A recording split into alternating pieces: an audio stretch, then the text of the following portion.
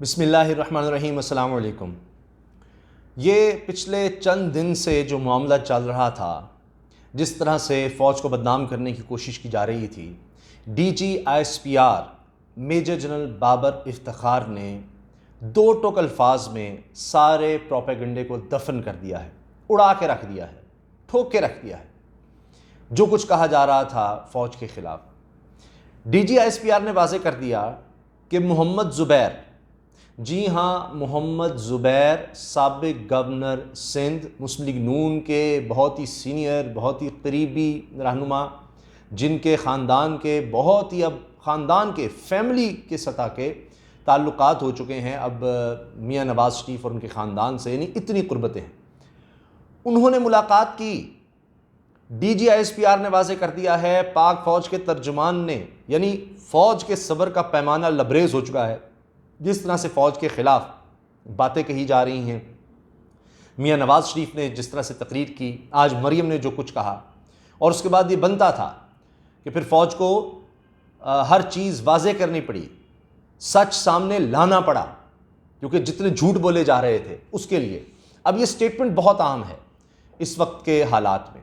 DGISPR ने कहा है कि मोहम्मद ज़ुबैर ने एक नहीं दो मुलाकातें की हैं। मोहम्मद ज़ुबैर ने दो मुलाकातें की आर्मी चीफ से, और इसमें DGISI भी मौजूद थे। और पहली मुलाकात होती है अगस्त के आखिर में, दूसरी होती है 7 सितंबर को, यानी यौम दिफा से अगले दिन 6 सितंबर, और उसके बाद 7 सितंबर को मोहम्मद ज़ुबैर मिलते हैं आर्मी चीफ से। अब देखिए, इसमें DGISPR ये बात कर रहे हैं, और जो फिर जिसकी तस्दीक होती है बाद में, DGISPR ने ये कहा है कि मोहम्मद ज़ुबैर ने बात की मरियम नवाज़ के हवाले से और मियाँ नवाज़ शरीफ के हवाले से।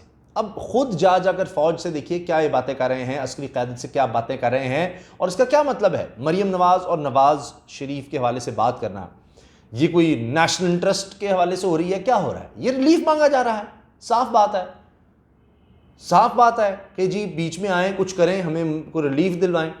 अच्छा, अब जब ये बात हुई, DGISPR ने इस बारे में बताया है कि आर्मी चीफ ने फिर क्या कहा। आर्मी चीफ ने कहा कि जनाब, कानूनी मामलात अदालत में, सियासी मामलात पार्लियामेंट में होंगे। इसका मतलब वाज़ेह है कि जी फ़ौज को इन मामलात में मत घसीटें आप, और मियाँ नवाज़ शरीफ के जो भी मामलात हैं, कानूनी मामलात हैं, अदालती मामलात हैं, वो वहीं पर आप जाकर देखें। और जो सियासी मामलात आप चाह रहे हैं कि पता नहीं, अब ये मुझे नहीं पता कि वो क्या चाह रहे थे कि जी फ़ौज हमारा साथ दे तहरीक इंसाफ की हुकूमत के ख़िलाफ़, इमरान खान की हुकूमत के ख़िलाफ़, सियासी मामला तो ही नज़र आते हैं दीगर चीज़ों में। तो उन्होंने कहा कि जी वो जो आप पार्लियामेंट में जाएं। अब DGISPR के ये दो टोक बयान के बाद तो मुस्लिम लीग नून के पल्ले कुछ नहीं रहा, फारिग हो गए। जो बयानियाँ मरियम नवाज़ साहिबा बिल्ड करना चाह रही थी, बनाना चाह रही थीं, वो दफन हो गया। जो फ़ौज के ख़िलाफ़ कि जी ये किया जाता है, वो किया जाता है, फ़लाँ किया जाता है, तो वो तो आप हैं। यानी वहाँ जाकर जो भीख मांग रहे होते हैं कि जनाब आप इन्वॉल्व हो जाएं सियासत में, आप इन्वॉल्व हो जाएं अदालती मामलात में, कौन कहता है?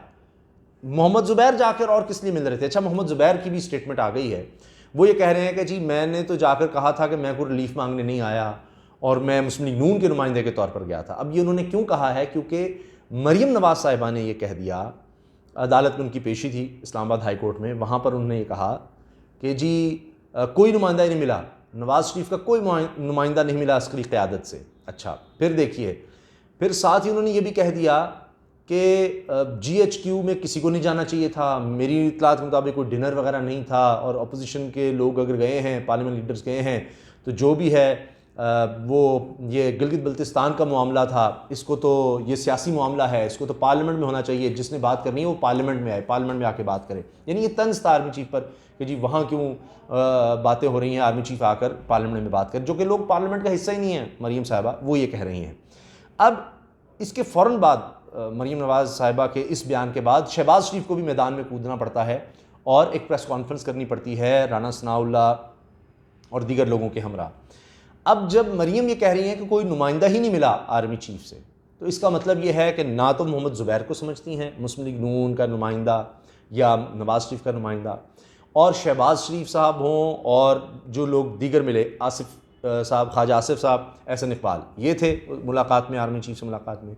इनको भी समझती हैं कि जी इनका तो मुस्लिम लीग नून से लेना देना ही कोई नहीं है। वो अपना एक अलग बयानिया बिल्ड कर रही हैं इदारों के ख़िलाफ़, क्योंकि उनके अपना एक ज़ाती मसला है, अपना ज़ाती रिलीफ चाहिए उनको कि जी आर्मी किसी तरह से अपना असर व रसूख इस्तेमाल करे, दबाव डाले नैब पर, अदालतों पर, हुकूमत पर कि जी ये रिलीफ दें मरियम को और मियाँ नवाज़ शरीफ को, जो भी हमारे डिमांड्स हैं आप पूरी करें। जब उन्होंने इससे इनकार कर दिया कि ये सियासी मामलात में हमें ना आप इन्वॉल्व करें, हमें ना धकेलें, तो फिर फ़ौज के ख़िलाफ़ ही हो गए। अच्छा, ये अभी यही मामलात ये माजी में भी करते रहे हैं।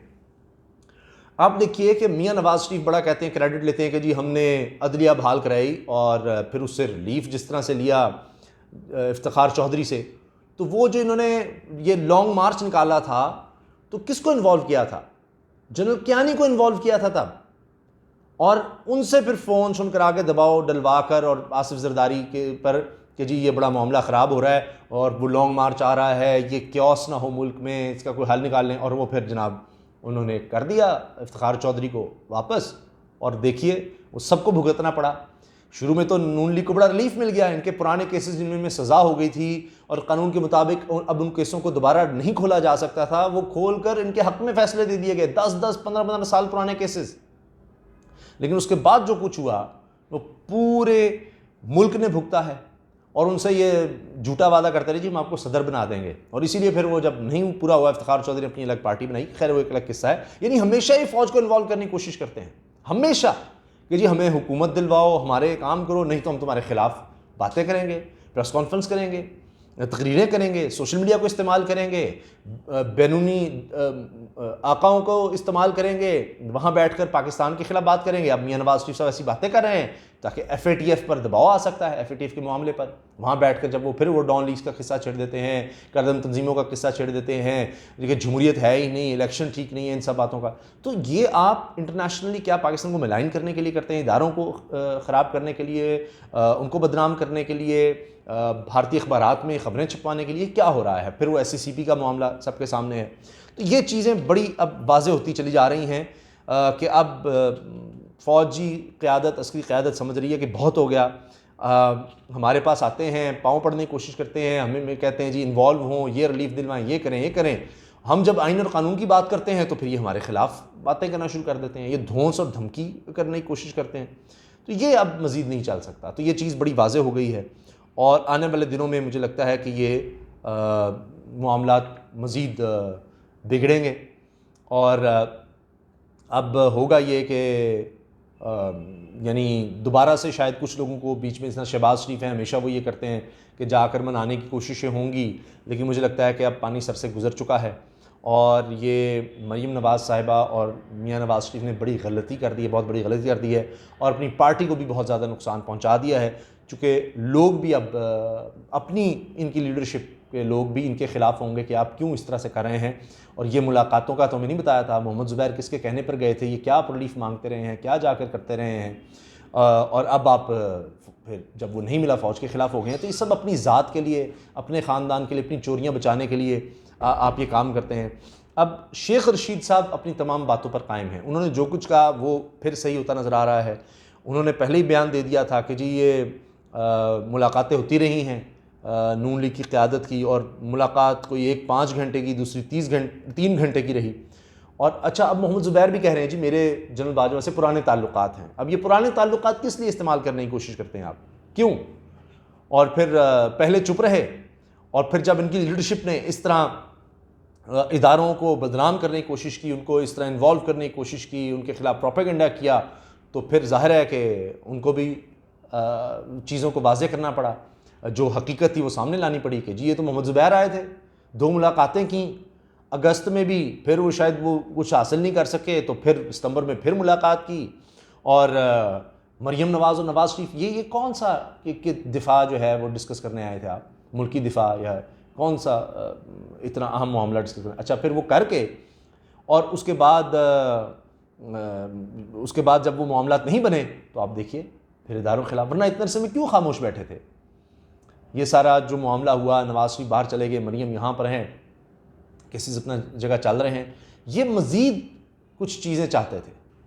तो वो नहीं मिल रही। आर्मी की क़यादत ने वाज़ेह कर दिया जी हमें इन मामलात में ना कि सीटें, पहले ख़ुद ये इस तरह से बुलाते हैं, करते हैं, और इन्वॉल्व जब नहीं होती आर्मी तो उसको फिर बदनाम करते हैं।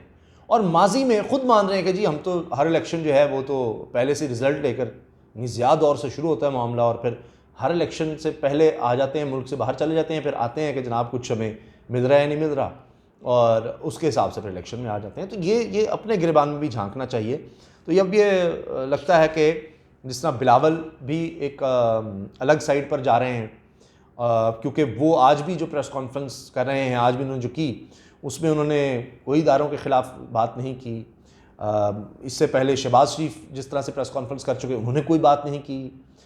वो हाँ जी हुकूमत पर तनकीद करते हैं लेकिन इदारों के ख़िलाफ़ नहीं। तो इससे बड़ी वाज़ेह डिवीज़न हो गई है कि अब शीन लीग यानी शहबाज शरीफ साहब की सोच बिल्कुल अलग है। जिस तरह से मरीम ने बात कह दी कि जी ये जिसको आना है पार्लियामेंट में है ही नहीं, ये जो मुलाकात करने गए हैं शहबाज शरीफ और दीगर कायदीन, ये गलत था। साफ मतलब है इसका मरीम नवाज़ के इस बयान का, तो वो उनके ख़िलाफ़ हो चुकी हैं। तो अब शहबाज शरीफ साहब के पास तो कोई इतना रास्ता नहीं रहा, इतनी ज़्यादा बेइज्जती के बाद कि उनकी भतीजी ने ही उनको पार्टी से अलहदा कर दिया है और उनके ख़िलाफ़ ही एक इतनी बड़ी बगावत कर दी है और साजिश कर दी है। अब मियाँ नवाज़ शरीफ साहब आने वाले दिनों में क्या करने वाले हैं ये भी मैं आपको बता दूं। चूँकि मैंने अपनी एक पिछली वीडियो बनाई थी सियासत के हवाले से, तो उसमें मैंने कहा था बताऊंगा, लेकिन मैं फिर कह नहीं सका, जहन से निकल गया। मियाँ नवाज़ शरीफ साहब अब मज़ीद हो सकता है कि अटैक करें इदारों पर, क्योंकि उनको रिलीफ नहीं मिल रहा, तो अब वो अटैक और ज़्यादा करेंगे और ज़्यादा मीडिया को इस्तेमाल करेंगे। जहाँ जहाँ उनके लोग बैठे हैं, वो SCCP में हों, दीगर जगहों पर हों, दीगर इदारों में हों, जहाँ जहाँ उनका हाथ पड़ेगा वहाँ फ़ौज के ख़िलाफ़, उनकी क़यादत के ख़िलाफ़ चीज़ें निकलवा कर उनको छुपवाने की कोशिश करेंगे। इसके अलावा तकरीरें इस तरह से बाहर बैठ कर करेंगे। और दूसरी चीज़ मैं आपसे अर्ज़ कर दूँ कि क्या होगा अब जनवरी में, ये जो लॉन्ग मार्च का किस्सा है और ये जो अब एक इतिहाद बन रहा है मुख्तलिफ पार्टीज़ का, ये क्या कर सकेगा, ये भी बड़ा अहम है कि वाकई ये जनवरी में लॉन्ग मार्च होगा। मैं 2-3 चीज़ें जल्दी से अर्ज़ कर देता हूँ। देखिए, मार्च में सेनेट के इलेक्शन है, जनवरी में ज़ोरों पर होगा जोड़ तोड़ कि जी सेनेट के लिए, सेनेट की सीटों के लिए। एक तो उसमें लोग मसरूफ़ हो जाएंगे, इनकी लीडरशिप। दूसरा, जनवरी में इस्लामाबाद में बड़ी सख्त सर्दी होगी, इनको कारकुनों को भी इकट्ठा करना इनके लिए मुश्किल हो जाएगा। तो लिहाजा ये लॉन्ग मार्च फेल होगा, बल्कि लॉन्ग मार्च होने से पहले ही बहुत कुछ फेल हो जाएगा, बहुत कुछ।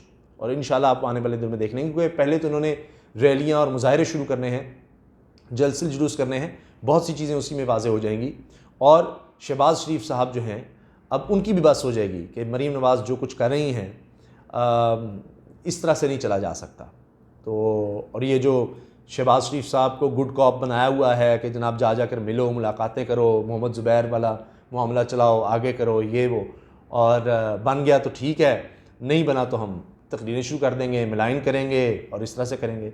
ये इनका हमेशा से यानी यही काम रहा है कि नवाज़ शरीफ साहब ने एक और बनाया हुआ मामला और शहबाज शरीफ साहब ने और। अब वो ये मज़ीद नहीं इस तरह चलेगा, ये अंदर से एक तरह से इकट्ठे नज़र आ रहे हैं। तो अब या तो शहबाज शरीफ साहब को अलग लाइन लेनी होगी, वरना वाज़ेह हो जाएगा कि वो किन के साथ खड़े हैं।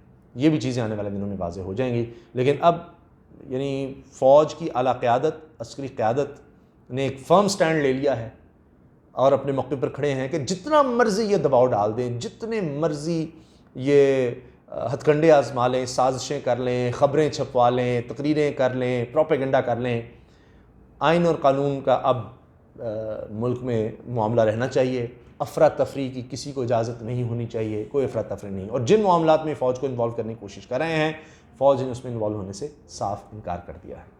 इजाज़त दीजिए, अल्लाह हाफ़िज़। पाकिस्तान जिंदाबाद।